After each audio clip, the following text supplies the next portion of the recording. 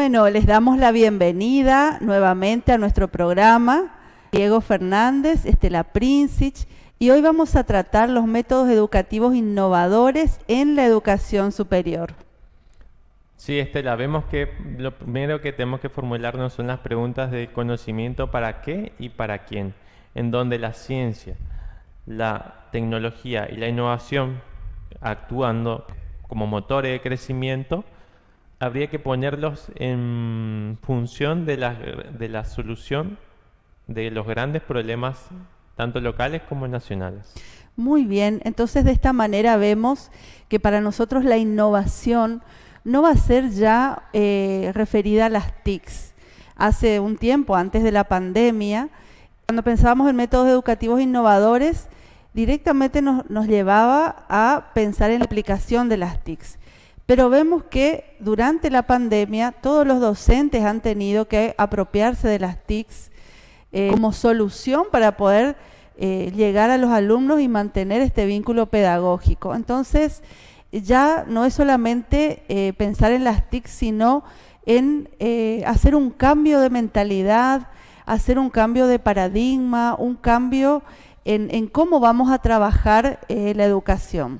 Sí, vemos que hay una necesidad de transformar tanto las prácticas científicas como la organización académica para facilitar esta conexión entre el conocimiento universitario y la sociedad. Así es. Y entonces vamos a hablar no solamente de lo que es la educación en las aulas, sino que vamos a tratar de llegar a toda la sociedad, no solamente con el conocimiento en sí, sino con investigación y con extensión, de manera de poder investigar en base a los problemas de la sociedad y con extensión llegar a que las conclusiones a las que se lleguen de las investigaciones se puedan aplicar en nuestra sociedad. Para estos fines se introduce el concepto de investigación estratégica, en donde esto presupone que se plantee de forma explícita cuáles son los objetivos a atender a los fines de la solución fundamental principalmente para los grupos más vulnerables.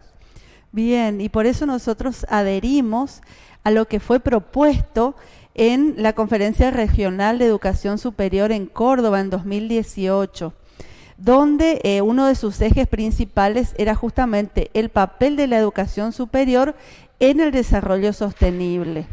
Todo esto requiere no solamente de universidades dispuestas a cambiar su paradigma de funcionamiento, sino también un proyecto de país que aliente un nuevo modelo de desarrollo sostenible y sensible para este tipo de sectores.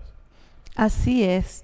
Y qué importante poder comenzar a hablar de estas cosas, porque muchas veces nosotros pensamos que esto parece una utopía, parece algo tan lejano, y sin embargo está en nosotros comenzar a hablarlo en la universidad, con nuestros estudiantes, con nuestros docentes, para poder comenzar a pensar diferente.